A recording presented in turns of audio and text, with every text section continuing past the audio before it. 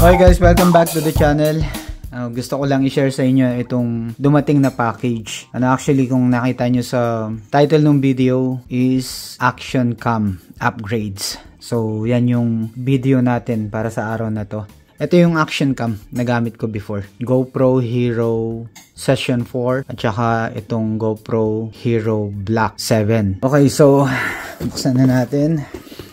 So, bali bundle tong in-order ko guys. Unang-una, meron pala silang nilabas na DJI Osmo Helmet Chin Mount Clip. So, clip siya.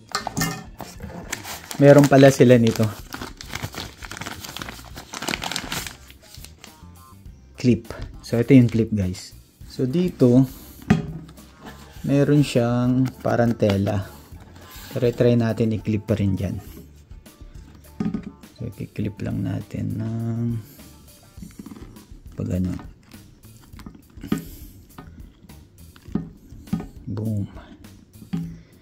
Okay, sasagad na. Kabila. So, yan yung lalabasan ng helmet guys.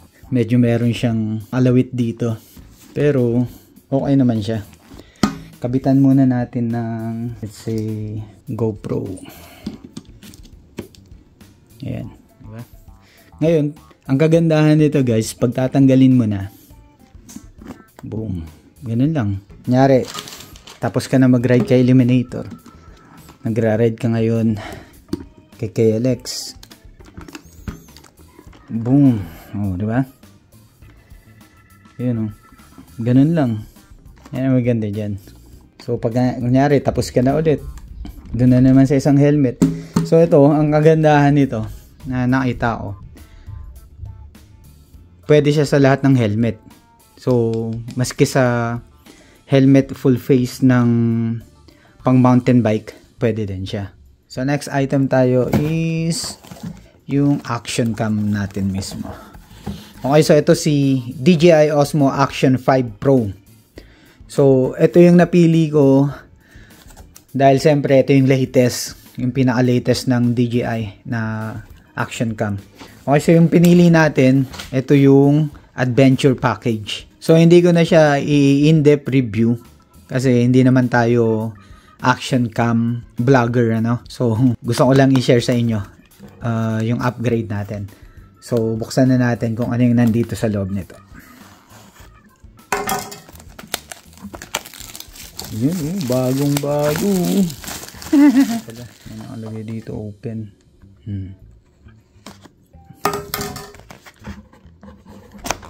Okay, pa-side yung open niya guys. So, sa action cam, ba maliit lang siya. Hindi siya ganun kalakihan. So, ito mismo yung action cam guys. Action 5. So, ganito yung magnetic clip niya. Kailangan mo siyang i-align ng konti. Yan. So, hindi na siya mahuhulog. So, pagkakanubit natin siya dito sa clip mount natin, yan yung magiging kalalabasan niya. Okay, so lagyan natin ng screw. Yan na guys. O, diba? Ngayon, pag nilagay natin ito sa helmet, try na natin para makita nyo na. Dito sa Scorpion helmet ko guys. Yan yung magiging setup nya. So, pwede pa siyang i-adjust. Iti-tilt mo siya. Pwede pa siyang matilt. Yan o. O, diba? I think ito yung the best talaga na option para sa mga mounting ano, ng helmet natin. Okay, pag tatanggalin mo na siya, oh, napakadali, di ba? Yung huling item na nandito, ito yung pinaka-importante sa motovlogging.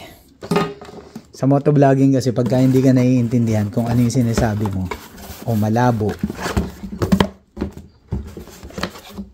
yung sinasabi mo hindi naririnig ng maayos, magiging less effective yung content mo. Ano? So, sabi muna natin sa action cam. Okay, so ito yung DJI Mic Mini. Actually, meron silang DJI Mic 2, yung mic na unang version before this one. Ito yung pinili ko kasi mas maliit siya. Galing natin ng plastic. Ano yung nandito? DJI stickers. Okay. Okay, so ito tayo kay DJI Mic Mini. Buksan na natin. Okay, so may pouch siya. May kasama siyang pouch. So dito sa mic, may kasama na siya of course na charging dock. Ayun. Press, tapos i-lift mo. Ayan na siya. So automatic naka-green siya. Ibig sabihin, nag-connect sila, guys. So ito yung ganyan kaliit, guys. Yung Mic Mini. Kaya nga siya mini yung tawag. So yun guys, yan na yung magiging main cam natin. Ano, na gagamitin sa pagba-vlog natin. So ang main reason kung bakit ako nag-upgrade ng action cam, lalong-lalo na itong merong mic na mas malinaw, is for my own safety na rin. Dito kasi guys, yung takbuhan dito mabilisan, tapos bigla-bigla may sumusulpot. At saka medyo sabihin na lang natin hindi masyadong safe yung mga motorcycle community dito kasi nga mga big bike, so mabilisan talaga yung takbo. So isa yan sa reason kung bakit ako nag-upgrade ng action cam na mas maayos yung audio, para kung sakali mang magkaroon ako ng problema sa daan is may record ko siya ng mas maayos. So yun ang isa sa main reason ko. Of course, para na rin mas may share ko sa inyo na mas malinaw yung mga gusto kong i-share, lalo na sa mga subscribers ko. Okay, so abang na lang po kayo dito sa review ko ng helmet chin mount clip ng DJI. Subukan natin kung ano yung function niya o disadvantage kung meron man, at saka advantage itong mount clip na to dito sa mga helmet ko. Okay, so maraming salamat sa panonood. Hanggang dito na lang tong video na to. Hanggang sa susunod, ride safe everybody.